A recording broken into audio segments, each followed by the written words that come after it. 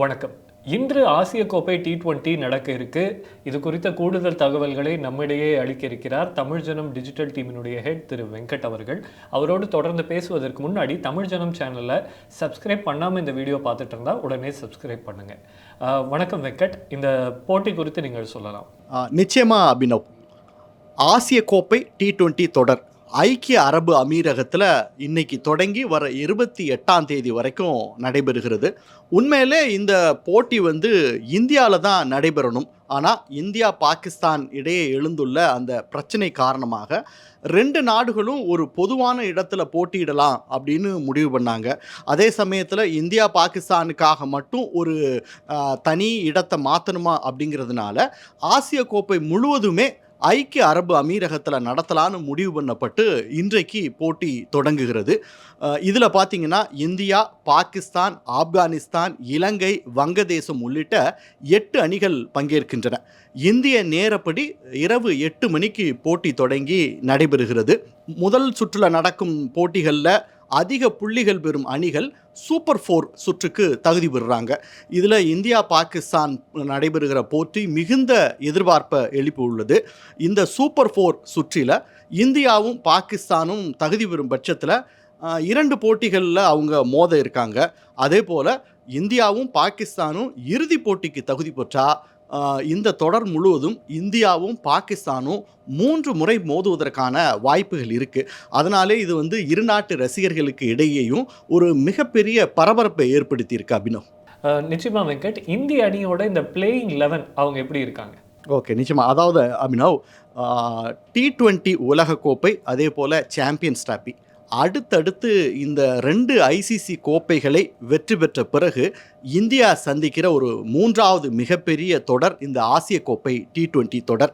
அந்த 2 தொடர்லையுமே ரோஹித் சர்மா தலைமையில் கோப்பையை வென்ற பிறகு இந்த தொடரில் அந்த சீனியர் மோஸ்ட் பிளேயர்ஸான ரோஹித் சர்மா, விராட் கோலி இவங்க 2 பேரும் இல்லாமல் இந்த T20 தொடரை சந்திக்கிறது இந்தியா. ஸோ அதனால் ஒரு இளம் பட்டாளத்துடன் இந்திய அணி இறங்கி இருக்கிறது. இதில் இந்திய அணியோட பிளேயிங் 11 எப்படி இருக்குது அப்படிங்கிறத பார்த்துருவோம். முதல்ல சூரியகுமார் யாதவோட தலைமையில் தான் இந்திய அணி இந்த தொடரை எதிர்கொள்கிறது. அதனால் இதில் ஓப்பனிங் பேட்ஸ்மேனாக சுப்மன் கில்லும் அபிஷேக் சர்மாவும் இறங்கலாம் அப்படின்னு ஒரு எதிர்பார்ப்பு எழுந்திருக்கு. அதனால் ஏற்கனவே ஓப்பனிங்கில் இருந்த சஞ்சு சாம்சனுக்கு இடம் கிடைக்குமா அப்படிங்கிறது ஒரு பெரிய சந்தேகம் எழுந்துள்ளது. ஏன் அப்படின்னா இதில் ஒரு புது காம்பினேஷனை உருவாக்கியிருக்காங்க. அதாவது ஒருபுறம் அடித்து ஆடக்கூடிய அபிஷேக் சர்மா இருந்தாலும் டெக்னிக்காலிட்டியில் ரொம்ப சிறந்து விளங்கக்கூடிய நிதானமாக விளையாடக்கூடிய சுப்மன் கில் இருப்பது அணிக்கு கூடுதல் பலம் அப்படின்னு கருதுறதுனால சுப்மன் கில்லை ஓப்பனிங்கில் இறக்குறாங்க. அவரோட அபிஷேக் சர்மா இறக்குறாரு. அதே போல் நம்பர் 3 ஸ்பாட் அப்படின்னு பார்த்தீங்கன்னா திலக் வர்மா. அவர் தொடர்ச்சியாக ஐபிஎல் போட்டிகளில் நம்பர் 3 ஸ்பாட்டில் ஒரு மிகச்சிறந்த பர்ஃபார்மன்ஸை வெளிப்படுத்திக்கிட்டு இருக்கனால நிச்சயமாக நம்பர் 3 ஸ்பாட்டில் திலக் வர்மா தான் இறக்கப்படுவார் அப்படின்னு நம்பப்படுகிறது. அடுத்ததாக இருக்கிறது பார்த்திங்கன்னா நம்பர் 4 கேப்டன் ஸ்கைக்கான இடம். அது ஒரு 360 டிகிரி ரொட்டேஷன் கொடுத்து எல்லா சைடும் விளையாடக்கூடியவர். அதனால் அந்த இடத்துல வேறு யாரும் இறங்குவதற்கான வாய்ப்பில் நிச்சயமாக சூரியகுமார் யாதவ் தான் இறங்குவார். நம்பர் 5 பொறுத்த வரைக்கும் பார்த்திங்கன்னா ஆல்ரவுண்டர் நம்ம left arm spinner Axar Patel இறங்குவதற்கான வாய்ப்புகள் அதிகம். ஏன்னா நீங்கள் பார்த்தீங்க, இதுக்கு முன்னாடி இருந்த அந்த T20 உலகக்கோப்பை இந்தியா வெல்வதற்கு ஒரு மிகச்சிறந்த பங்களிப்பை கொடுத்தவர் அக்சர் பட்டேல். அதனால் அக்சர் பட்டேலை அந்த இடத்துல இறக்கி அடித்து ஆடக்கூடிய வாய்ப்பை அவருக்கு கொடுப்பாங்க. ஸோ நம்பர் 5 ஸ்பாட்டில் அக்சர் பட்டேல் இறங்குவார் அப்படின்னு சொல்லப்படுகிறது. நம்பர் 6 ஒரு ஃபினிஷிங் லைனை கொடுக்கக்கூடிய இடம். அதனால் அந்த இடத்துல அனுபவம் வாய்ந்த ஹர்திக் பாண்டியா தான் இறங்குவார். அதில் எந்த விதமான மாற்று கருத்தும் இல்லை. அவர் ஒரு ஆல்ரவுண்டரும் கூட. அதனால் வேகப்பந்து வீச்சு, பேட்டிங் இரண்டிலுமே அவருடைய பங்களிப்பை கொடுப்பார். அப்படிங்கிறதுனால 6வது இடம் அவருக்கானது.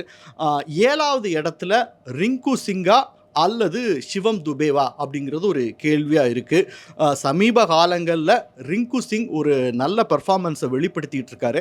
ஆனால் அந்த இடத்துல சிவம் துபே வந்து ஒரு ஆல்ரவுண்டர் அப்படிங்கிறனால இந்தியாவுக்கு ஒரு கூடுதல் பந்து வீச்சாளர் கிடைப்பார் அப்படிங்கிறனால சிவம் துபேவுக்கும் வாய்ப்பளிப்பதற்கான இது இருக்குது. இருந்தாலும் கடைசி கட்டத்தில் தான் நமக்கு தெரிய வரும் நம்பர் 7 ஸ்பாட்டில் யார் இறங்க போகிறா அப்படின்னு. அதுக்கப்புறம் பார்த்தீங்கன்னா பும்ரா தலைமையிலான ஒரு பவுலிங் அட்டாக்கை தான் இந்தியா இதில் எதிர்கொள்ள போகிறது. அதனால நிச்சயமாக பும்ராவோட ஹர்ஷ்தீப் சிங் தான் துணை பவுலராக இறங்குவார். ஏன்னா ஹர்ஷ்தீப் சிங்கனுடைய பந்து வீச்சு T20யில் பார்த்தீங்கன்னா சமீப காலங்களில் பும்ராவை காட்டிலும் மிகச்சிறந்த அளவில் இருக்குது. கிட்டத்தட்ட 100 விக்கெட்டை அவர் T20யில் வீழ்த்திட்டார். அதனால் அந்த இடத்திற்கும் சந்தேகமே இல்லாமல் ஹர்ஷ்தீப் சிங் தான் இறக்கப்படுவார். அதற்கு அடுத்ததாக பார்த்தீங்கன்னா வருண் சக்கரவர்த்தி. நமக்கு தெரியும் உலகக்கோப்பையில் வருண் சக்கரவர்த்தி ஒரு மிகச்சிறந்த பர்ஃபார்மன்ஸை வெளிப்படுத்துகிறாரு. ஆனால் அது அந்த இடம் வருண் சக்கரவர்த்திக்கானதா அல்லது நம்மளுடைய சைனாமேன் பவுலர் குல்தீப் யாதவுக்கானதா அப்படிங்கிறது விளையாடும்போது இறுதி கட்டத்தில் தான் நமக்கு தெரிய வரும். அபினவ், இதில் இந்தியாவோட பலம் என்ன, பலவீனம் என்னன்னு நினைக்கிறீங்க? நிச்சயமாக இந்தியாவோட பலம் அப்படின்னு பார்த்தீங்கன்னா இந்தியாவினுடைய பேட்டிங் டெப்த்து. கிட்டத்தட்ட 8 பேட்ஸ்மேன்களோட இந்திய அணி களமிறங்குது. அது இல்லாமல் ஒரு 3 ஆல்ரவுண்டரோட இந்திய அணி களமிறங்குவதற்கான வாய்ப்பு இருக்குது. அதனால் இந்த ஆசிய கோப்பையை பொறுத்த வரைக்கும் இந்தியாவுடைய பேட்டிங் லைனப்பு தான் மிகச்சிறந்த வகையில் இருக்கிறதா ஒரு இந்திய அணி தான் ஒரு ஃபேவரட் டீமாக வந்து ஆசிய கோப்பையை வெல்லுவதற்கு பார்க்கப்படுகிறது. அதை தாண்டி இந்திய அணியினுடைய பலவீனம் அப்படின்னு பார்த்தீங்கன்னா கேப்டன் சூரியகுமார் யாதவ் ஒரு 360 டிகிரி ரொட்டேட்டர் அப்படின்னு பார்த்தாலும் கூட சமீப காலங்களில் T20யில் பெரிய அளவிலான ஸ்கோர் அவர் வெளிப்படுத்தலை அப்படிங்கிறது ஒரு அச்சத்தை ஏற்படுத்தி இருக்கிறது. அந்த இடத்துல அவர் ஒரு நல்ல ஸ்கோரை கொடுத்துட்டாரு அப்படின்னா அது நமக்கு ஒரு மிகப்பெரிய பலமாக ஆகிடும். அதே போல் சுப்மன் கில் வைஸ் கேப்டனாக இறக்கப்பட்டிருக்கிறார். அவர் ஓப்பனிங்கில் ஸ்லாட்டில் இறங்குறனால அவர் ஒரு அக்ரெசிவான பிளேயர் கிடையாது. நிதானமாக ரொட்டேட் பண்ணி தான் விளையாடுவார். ஸோ அது வந்து நம்ம பலமாகவும் பார்க்கலாம், பலவீனமாகவும் பார்க்கலாம். அதை தாண்டி பார்த்தீங்கன்னா பவுலர் ஹர்ஷ்தீப் சிங் சமீப காலங்களில் T20யில் ஒரு நல்ல பெர்ஃபார்மன்ஸை வெளிப்படுத்தி இருந்தாலும் கூட அவர் கடைசி ஒரு 7-8 மாதங்களாக பெரிய அளவில் சர்வதேச போட்டிகளில் விளையாடலை. அதனால் ஆசிய கோப்பையில் அவருடைய பெர்ஃபார்மன்ஸ் எப்படி இருக்கும் அப்படின்ற ஒரு அச்சமும் எழுந்துள்ளது. அதை தாண்டி அந்த சாம்சனுக்கான இடம் சமீப காலங்களில் ஓப்பனிங் ஸ்லாட்டில் ரொம்ப சூப்பரான பர்ஃபார்மன்ஸை வெளிப்படுத்திட்டு இருந்தார் சஞ்சு சாம்சன். ஆனால் அந்த இடத்துல சுப்மன் கில் வரனால சஞ்சு சாம்சனுக்கான அந்த இடம் பறிக்கப்பட்டிருக்கு. ஸோ அப்போது அந்த இடத்துல ஒரு அக்ரெசிவான பேட்டிங்கை நம்ம இழக்கிறோமோ அப்படிங்கிற ஒரு அச்சமும் எழுந்திருக்கு. இதெல்லாம் தாண்டி பார்த்தீங்கன்னா போட்டி பொதுவாக 6 மணிக்கு அங்கே தொடங்குது. இந்திய நேரப்படி 8 மணிக்கு அப்படின்றனால மைதானத்தில் பனி அப்படிங்கிறது அந்த ஈரப்பதம் அப்படிங்கிறது ஒரு மிகப்பெரிய பங்களிப்பை இருக்கும். இரண்டாவதாக பேட்டிங் பண்ணுகின்ற அணிக்கு அது ஒரு மிகப்பெரிய பலமாக இருக்கும் அப்படின்னு பார்க்கப்படுகிறது. இதெல்லாம் தாண்டி பும்ரா, ஹர்ஷ்தீப் சிங் இந்த 2 ஃபுல் டைம் பவுலரோடு தான் நம்ம இறங்குறோம்.